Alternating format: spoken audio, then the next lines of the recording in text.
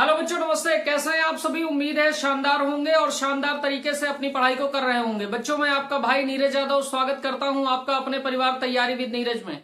बच्चों, जैसा कि आप जानते हैं, कल हम लोगों ने यादृच्छिक परीक्षण एक लिया था, एक पासे को उछालना। और पासे को उछालने से संबंधित जितनी भी घटनाएं बनती हैं उन सभी की प्रायिकता हम लोगों ने निकाल लिया था। तो आज बच्चों हम लोग बात करेंगे इस बात पे कि हम दूसरा यादृच्छिक परीक्षण ले रहे हैं, जो कि है दो पासों को उछालना। और दो पासों को उछालने से संबंधित जो भी घटनाएं घटित होंगी उन घटनाओं के घटित होने की प्रायिकता आज हम लोग निकालना सीखेंगे। तो आइए हम लोग यादृच्छिक परीक्षण देते हैं कि दो पासों को एक साथ उछालें या एक पासे को दो साथ उछालें, दोनों बातें एक ही हैं। अगर मैं कहूं एक पासा मैंने उछाला, एक पासे को दो बार उछाला और दो पासों को एक साथ उछाला, तो दोनों का मतलब सेम है। तो यादृच्छिक परीक्षण क्या है हमारा आज का? तो आप कहेंगे यादृच्छिक परीक्षण। यादृच्छिक परीक्षण, रैंडम एक्सपेरिमेंट।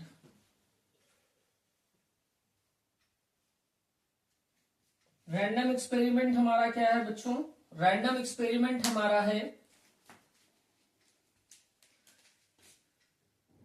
एक पासे को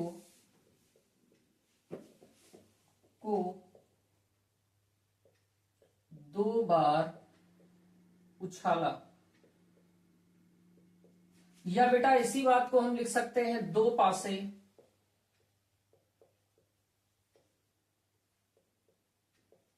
एक साथ उछाले।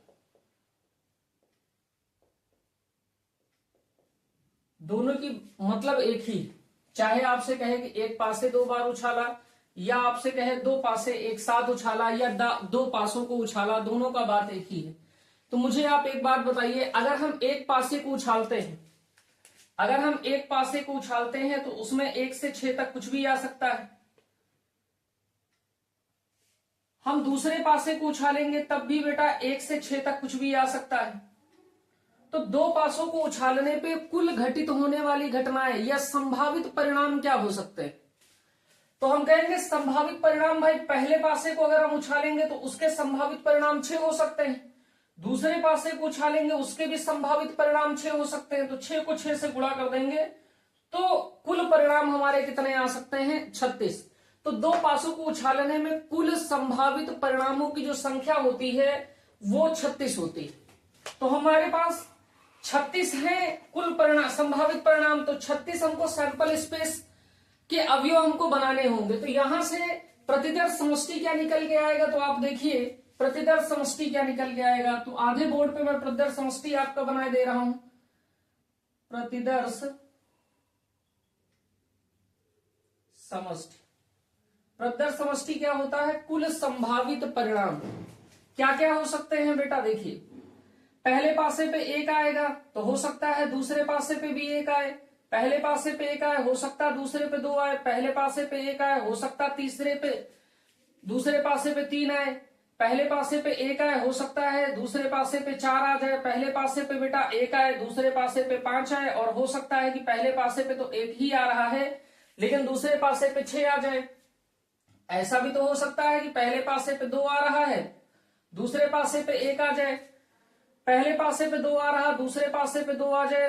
पहले पासे पे 2 आ रहा, दूसरे पासे पे 3 आ जाए। पहले पासे पे आपका 2 आ रहा है, दूसरे पासे पे 4 आ जाए। पहले पासे पे तो 2 ही आ रहा, दूसरे पासे पे 5 आ जाए। पहले पासे पे 2 है और दूसरे पासे पर 6 आ जाए। तीसरे पासे की बात कीजिए कि तीसरे पासे पे तीसरे बार की बात कीजिए कि पहले पासे पे 3 आ रहा है और दूसरे पासे पे 1 ही है। पहले पासे पे 3 आ गया है, दूसरे पासे पे 2 है। पहले पासे पे बच्चे 3 आ गया है और दूसरे पासे पर भी 3 आ गया है। पहले पासे पे तो हमारे पास 3 आया है, दूसरे पासे पे 4 है। पहले पासे पे हमारे पास 3 है, दूसरे पासे पर 5 है। पहले पासे पे 3 है और दूसरे पासे पे भैया 6 आया। आगे देखिए, पहले पासे पे हो सकता है 4 आए, दूसरे पासे पे 1 आए। पहले पासे पे 4 आए, दूसरे पासे पे 2 आए। पहले पासे में बच्चे 4 आए, दूसरे पासे पे 3 आए। पहले पासे पे 4 आ जाए और दूसरे पासे पे भी 4 आ जाए। पहले पासे पे तो 4 आए, दूसरे पासे पर 5 आ जाए। पहले पासे पे 4 आए और दूसरे पासे पे बच्चे 6 आ जाए।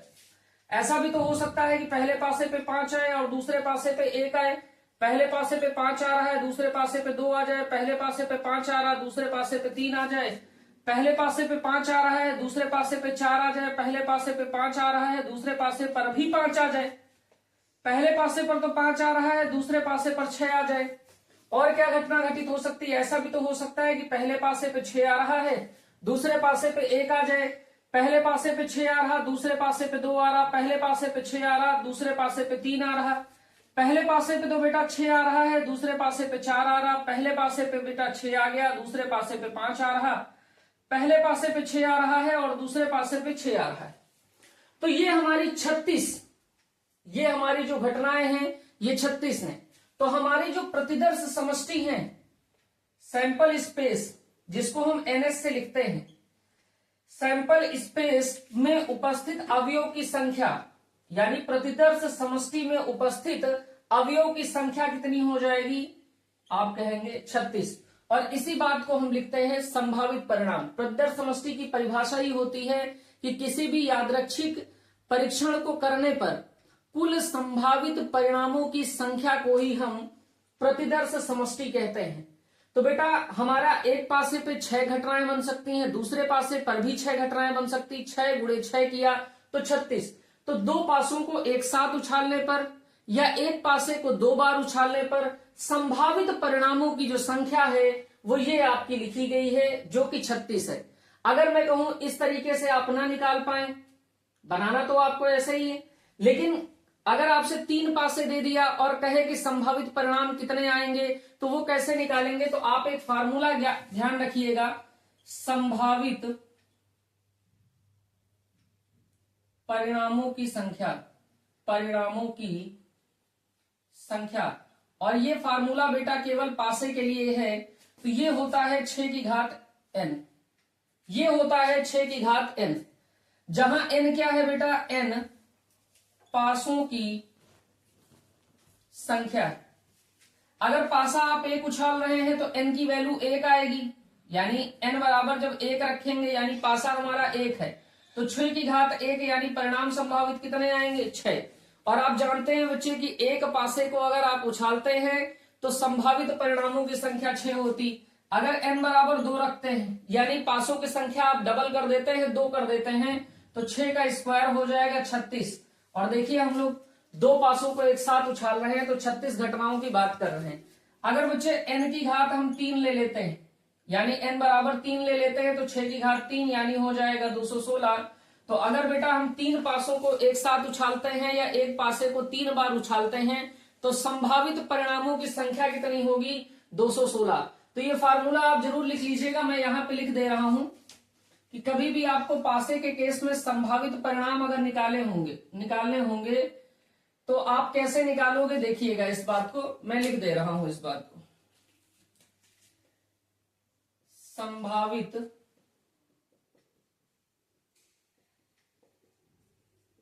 परिणामों की संख्या 6 की घात n, जहां n पासों की संख्या। ठीक भैया, चलिए अगर कहीं कोई डाउट रहे तो आप बताइएगा इस बात को। तो हमने यहां देख लिया है कि एक पासे को उछालने पर हमारे सैंपल स्पेस में कितने अवयव बनेंगे और संभावित परिणाम हम किस प्रकार निकाल सकते हैं। बेटा बहुत ध्यान से देखिएगा, हम लोग इन पासों पर योग निकालने की तरफ चल रहे हैं। तो अगर बेटा 1 और 1 को आप जोड़ोगे तो कितना आएगा? 1 और 1 को जोड़ोगे तो आपका 2 आएगा। अगर 2 1 को जोड़ रहे हैं, 1 2 को जोड़ रहे हैं तो कितना आएगा? तो आप कहेंगे 3 आएगा।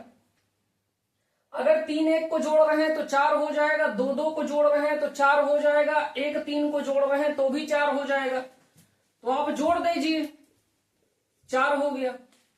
बेटा ऐसे ही 1 4 को आप जोड़ेंगे, 2 3 को जोड़ेंगे, 3 2 को जोड़ेंगे, 4 1 को जोड़ेंगे, तो इनका जो योग आएगा बच्चे वो 5 आएगा। आप 5 1 जोड़ेंगे, 4 2 जोड़ेंगे, 3 3 जोड़ेंगे, 2 4 जोड़ेंगे, 1 5 जोड़ेंगे, विकर्ण पे जोड़ रहे हैं हम लोग, तो इनका जो योग आ रहा है वो 6 आ रहा है। अगर आगे इसी प्रकार आप जोड़ेंगे बेटा तो इनका जो योग आएगा वो 7 आएगा। आगे और चलिए आप इसको जोड़ देंगे तो आपका जो योग आएगा अंकों का वो 8 आएगा। अगर इनको आप जोड़ देंगे तो इनके अंकों का जो योग आएगा वो 9 आएगा। इनको जोड़ देंगे तो अंकों का योग बेटा 10 हो जाएगा। इनको आप जोड़ देंगे तो अंकों का योग 11 हो जाएगा और इन दोनों को जोड़ देंगे तो अंकों का योग 12 हो जाएगा। बात समझ में आ रही? ये लाइन रेड लाइन जिसको भी क्रॉस करते जा रही है उन सभी का अंकों का योग समान है। जैसे हम इस वाली 8 की बात कर लें तो 6 2 को क्रॉस कर रही 6 2 8 होता है, 5 3 को क्रॉस कर रही 5 3 8 होता है, 4 4 को क्रॉस कर रही 4 4 8 होता है, 3 5 को क्रॉस कर रही 3 और 5 8 होता है, 6 2 को क्रॉस कर रही 6 2 8 होता है। ठीक है बात? तो ये बेटा जो लिखा है 2 3 4 5 6 7 8 9 10 11 और 12, ये मेरे भाई अंकों का योग है। क्या है? अंकों का योग। अब बेटा हम लोग घटनाएं बनाएंगे और घटनाओं को की प्रायिकता निकालना प्रारंभ करेंगे। तो सबसे पहले मैं आपसे पूछ रहा हूं, जो जनरली सवाल यहां से पूछा जाता है वो अंकों के योग पर आधारित पूछा जाता है। तो सबसे पहले बच्चों हम लोग अंकों के योग पर आधारित कुछ प्रश्न करेंगे, फिर हम लोग गुणनफल आधारित कुछ प्रश्न करेंगे, फिर द्विक पर आधारित कुछ प्रश्न करेंगे और ये टॉपिक हमारा कंप्लीट हो जाएगा। तो देखिए पहली घटना हम लोग ले रहे हैं, फर्स्ट पार्ट, अंकों का योग। अंकों का योग 3 आने की प्रायिकता। हमसे कह रहा अंकों का योग 3 आए, इस बात की क्या प्रायिकता है? तो प्रायिकता का फार्मूला तो आप जानते हैं भैया। प्रायिकता का फार्मूला आप जानते हैं कि प्रायिकता बराबर होता है, प्रायिकता का फार्मूला आप जानते हैं कि प्रायिकता बराबर होता है अनुकूल घटनाएं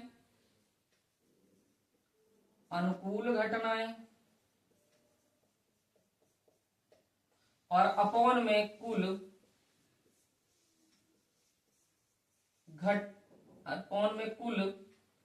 घटनाएं। अब दो पासों को उछालने पर जो कुल घटनाएं बनी हैं वो बेटा हम यहां लिख दे रहे हैं, number of sample space equal to 36 बनी। ठीक है ना? प्रदर्श समष्टि में अवयव की जो संख्या है वो 36 है। ठीक।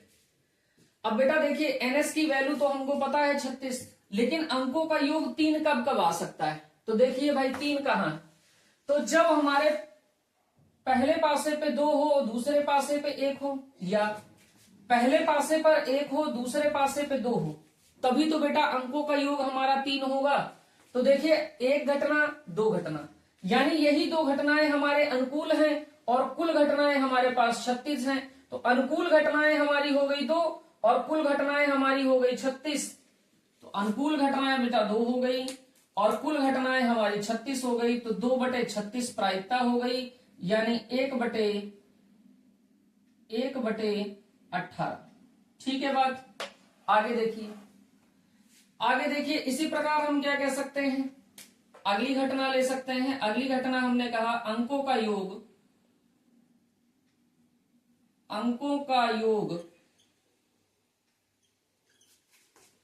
8 आने की प्रायिकता।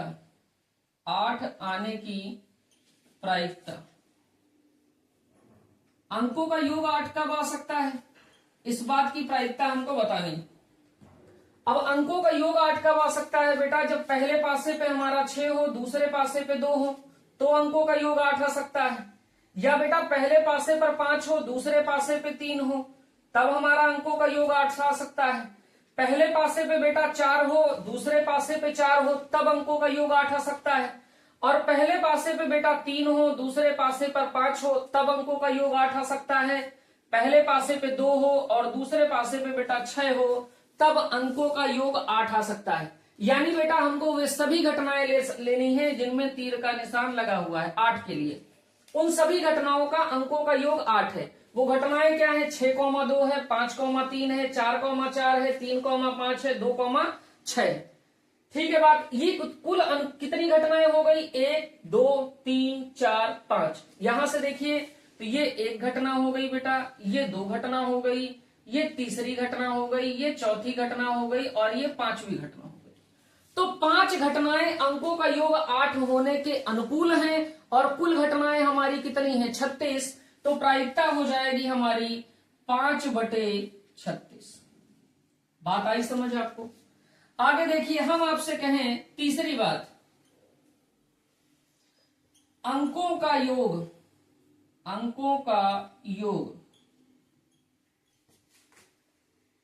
12 आने की प्रायिकता, 12 आने की प्रायिकता। तो अंकों का योग बेटा 12 कब आएगा? तो आप कहेंगे भैया 12 आएगा कब? जब पहले पासे पर हमारा 6 हो और दूसरे पासे पर 6 हो। तो बेटा एक ही तो अनुकूल घटना बनेगी ना। जब पहले पासे पे 6 हो, दूसरे पासे पे 6 हो, तो अनुकूल घटना कितनी हो गई? 1। और कुल घटनाएं कितनी हैं? 36। तो प्रायिकता हो गई हमारी 1/36। बात समझ पा रहे भैया? प्रायिकता कितनी हो गई? 1/36। आगे देखिए, चौथी घटना देख लीजिए।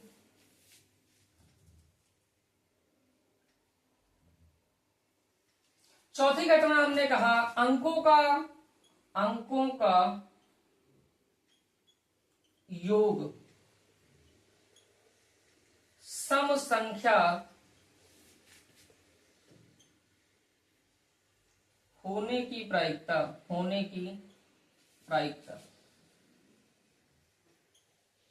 हमारा जो अंकों का योग है बेटा वो सम संख्या हो, इस बात की क्या प्रायिकता है? तो अंकों का योग देखिए सम संख्या है कहां कहां पर। तो आप कहेंगे अंकों का योग जब 2 आएगा तब हमारी सम संख्या है, अंकों का योग जब 4 आएगा तब हमारी सम संख्या है, अंकों का योग जब 6 आएगा तो 6 हमारी सम संख्या है, तो अंकों का योग सम हो जाएगा। 8 आएगा तो हमारी सम संख्या है, और 10 आएगा तो हमारी सम संख्या है बेटा, 12 आएगा तो हमारी सम संख्या है। तो अंकों का योग 2 आए, इसकी अनुकूल घटनाएं कितनी है? 1। अंकों का योग बेटा 4 आए, इसकी अनुकूल घटनाएं कितनी है? 1 2 3, तो +3। अंकों का योग 6 आए, इसके अनुकूल कितनी घटनाएं है? 1 घटना, 2 घटना, 3 4 5, तो +5 हो गई। अंकों का योग 8 है, इसके अनुकूल कितनी घटना है बेटा? 1 2 3 4 5, तो 5 हो गई बेटा। अंकों का योग 10 है, इसके अनुकूल कितनी घटना है? 1 2 3। अंकों का योग बेटा 12 है, इसके अनुकूल कितनी घटना है? 1। आप जोड़ लीजिए, आप अगर इनको जोड़ते हैं तो बेटा 18 आएगा, नहीं जोड़ के देख लीजिए।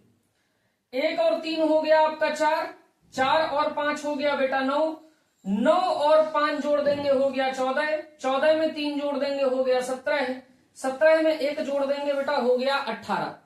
तो अंकों का योग सम आए, इसके अनुकूल घटनाएं हमारी हैं 18 और कुल घटनाएं हमारी हैं 36।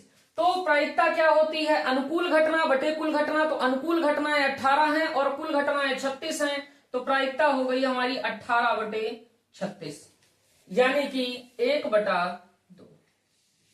बात समझ में आई भैया? इतनी बात समझ में आई। आगे देखिए 5th पार्ट। हमने कहा अंकों का योग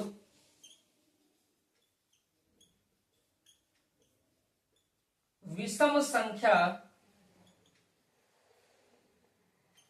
आने की प्रायिकता। तो आप कहेंगे भैया अंकों का योग विषम संख्या हमारी कब आ सकती? जब बेटा अंकों का योग हमारा 3 आए, अंकों का योग हमारा 3 आए, अंकों का योग हमारा 5 आए, अंकों का योग हमारा 7 आए, अंकों का योग हमारा 9 आए और अंकों का योग 11 आए। तो ये सारी घटनाओं पे हमारे जो अंकों की योग की संख्या है वो विषम हो रही है। 3 के अनुकूल कितनी घटनाएं हैं? तो आप कहेंगे 1 और 1 यानी 2। 5 के अनुकूल कितनी घटनाएं हैं? अंकों का योग 5 है, इसके अनुकूल कितनी घटनाएं हैं? 1 घटना, 2 घटना, 3 घटना और 4, तो ये 4 हो गई बेटा। आगे आप चलिए, तो अंकों का योग 7 आने के अनुकूल घटना 1 हो गई, 2 हो गई, 3 हो गई, 4 हो गई, 5 हो गई, 6 हो गई, तो प्लस का 6 हो गया। अंकों का योग 9 आए, इसके अनुकूल कितनी घटनाएं हैं? तो आप कहेंगे 1 हो गई, 2 हो गई, 3 हो गई, 4 हो गई, तो प्लस का 4 हो गया। अंकों का योग बेटा 9 के बाद 11 आए, 1 और 2, ठीक।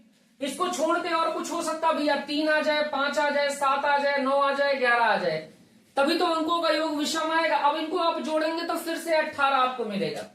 आप जोड़ के देख लीजिए भाई, 2 और 4 मिलके 6 हो गया, 6 और 6 मिलके 12 हो गया, 12 और 4 बेटा आपका 16 हो गया, 16 और 2 आपका 18 हो गया। तो अनुकूल घटनाएं आपकी हो गई 18 और कुल घटनाएं आपकी हो गई 36। तो प्रायिकता आपकी हो गई 18/36, यानी बेटा 1/2। ठीक है, ठीक है, इतनी बात बेटा आप नोट करिए जरा। अगली कंडीशन देखिए बेटा, अगली कंडीशन देखिए 6 नंबर। अगली कंडीशन हम लोग ले रहे हैं कि अंकों का योग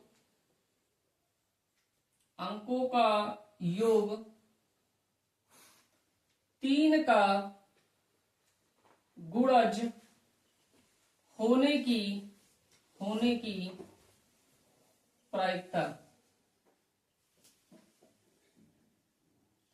बेटा गुणज का मतलब होता मल्टीपल, 3, 6, 9, 12, 15 इस टाइप से। तो अंकों का योग बेटा 3 का गुणज हो, यानी या तो 3 हो, या तो 6 हो, या तो बेटा 9 हो, या तो हो 12। यही तो मतलब हुआ।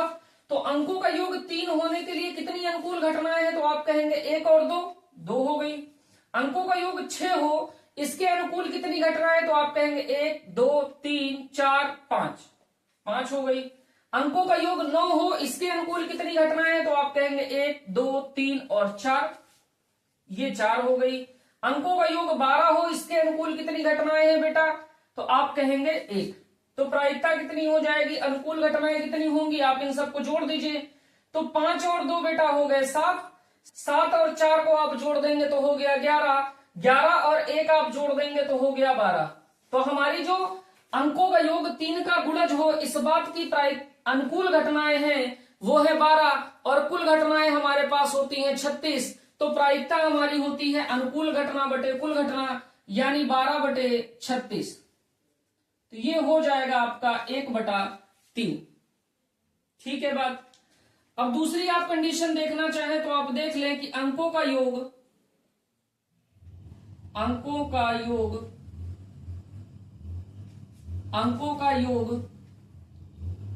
5 का गुणज होने की प्रायिकता,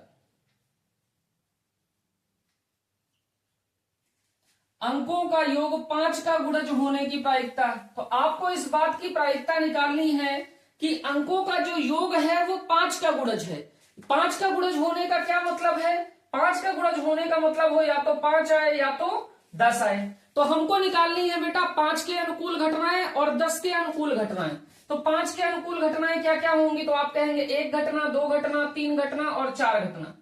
5 का योग, 5 योग आए कब हो सकता है, जब 4,1 हो तब 5 आएगा, 3,2 हो तब 5 आएगा, 2,3 हो तब 5 आएगा, 1,4 हो तब 5 आएगा। 10 कब आएगा, तो आप कहेंगे कि 10 के अनुकूल हमारे पास घटना है 1, 2 और 3, यानी जब 6,4 आएगा तब 10 आएगा, 4,6 आएगा तब 10 आएगा और बेटा 5,5 आएगा तब 10 आएगा। तो अनुकूल घटनाएं हमारे पास 10 का योग होने की कितनी है 3 और 5 का योग होने की कितनी है 4, 4, 3 आप जोड़ देंगे तो अनुकूल घटनाएं हमारे पास टोटल हो गई 7 और कुल घटनाएं हमारे पास कितनी है, तो आप कहेंगे 36। तो प्रायिकता हो जाएगी हमारी 7/36। ठीक है भाई, कितनी बात आपको समझ में आई होगी। आगे देखिए बेटा, अगला केस आप समझ लीजिए। यहीं पे अगला केस हम लोग बात कर रहे हैं कि अंकों का योग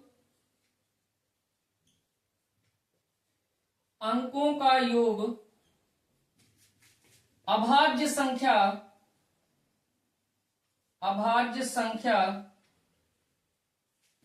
आने की प्रायिकता, अभाज्य संख्या आने की प्रायिकता। तो हम लोग बात कर रहे हैं कि अंकों का योग जो है वो अभाज्य संख्या आए, इस बात की क्या प्रायिकता है। मैंने अभाज्य संख्या की परिभाषा आपको पढ़ा रखी है कि ऐसी संख्याएं जिनके सिर्फ 2 गुणनखंड हो सकते हैं वो संख्याएं हमारी अभाज्य संख्या है। तो अंकों का योग आप देखिए कि भाज्य है या अभाज्य। तो अंकों का योग बेटा कब अभाज्य है, जब 2 आएगा तब अभाज्य है, जब बेटा 3 आएगा तब अभाज्य है, जब बेटा 5 आएगा तब अभाज्य है, जब बेटा 7 आएगा तब अभाज्य है, और बेटा जब हमारा 11 आएगा तब अभाज्य है। इन सब के आप चेक करेंगे, अंकों का योग 2 आएगा तो संख्या अभाज्य है, अंकों का योग 3 आएगा तो संख्या अभाज्य है, अंकों का योग 5 आएगा तब संख्या अभाज्य है, अंकों का योग 7 आएगा तब संख्या अभाज्य है, अंकों का योग बेटा 11 आएगा तब संख्या अभाज्य है। ये सभी संख्याएं अभाज्य हैं, इनको छोड़ के सारी संख्याएं बेटा भाज्य हैं, उनके 2 से ज्यादा गुणनखंड बन रहे हैं, और यही संख्याएं हैं जिनके 2 से सिर्फ 2 गुणनखंड बन रहे हैं। तो अनुकूल घटनाएं आप 2 की देखिए कि अंकों का योग 2 आने की अनुकूल घटनाएं कितनी है, तो आप कहेंगे बेटा एक घटना है, जब 1,1 आएगा तभी अंकों का योग 2 होगा। 3 के अनुकूल घटनाएं देखेंगे तो आप कहेंगे जब 1,2 आ जाए या 2,1 आ जाए, यानी अनुकूल घटनाएं अंकों का योग 3 हो, इसकी कितनी है, तो आप कहेंगे 2। अंकों का योग 5 हो, इसके अनुकूल घटनाएं कितनी है, तो आप कहेंगे 1 घटना, 2 घटना, 3 घटना, 4 घटना, तो 4 इसके अनुकूल घटनाएं हैं। अंकों का योग 7 है, इसके अनुकूल कितनी घटनाएं, तो आप कहेंगे 1, 2, 3, 4, 5 और 6, तो 6 यहां मिल जाएंगी। अंकों का योग 11 हो, इसके अनुकूल घटना कितनी है, तो आप कहेंगे 2। अब ये सारी संख्याएं अभाज्य हैं, तो इनके योग कर लीजिए, तो 1 + 2 + 4 + 6 + 2, तो 2 और 1 को जोड़ देंगे 3 हो जाएगा, 3 और 4 को आप जोड़ देंगे 7 हो जाएगा, 7 2 आपका 9 हो गया, और 9 में 6 जोड़ देंगे तो आप कहेंगे हमारा 9 6 15 हो गया। बात समझ रहे भैया? 2 1 और 2 को जोड़ दिए आपका 3 हो गया, 3 और 4 को आप जोड़ दिए तो 7 हो गया, 7 और 6 को आप जोड़ देंगे तो आपका 13 हो जाएगा, 13 और 2 जोड़ देंगे तो 15 हो जाएगा। तो हमारी अंकों का योग अभाज्य संख्या आने की प्रायिकता, तो अनुकूल घटनाएं 15 हो गई और कुल घटनाएं 36 हो गई, तो प्रायिकता हमारी हो गई 15/36। बात मेरी समझ रहे भैया? बात मेरी समझ रहे ना? तो आज आप केवल योग पर आधारित प्रश्न आपको मैंने करवा दिए हैं, और शाम तक एक वीडियो और आपको मिल जाएगी जिसमें द्विक पर आधारित प्रश्न भी आपके पास होंगे। अगर मैं इसी में कंटिन्यू करूंगा तो बहुत लंबी वीडियो हो जाएगी, तो इस कक्षा को इतनी ही आप रखिए, आगे आपसे मुलाकात होगी फिर। जय हिंद।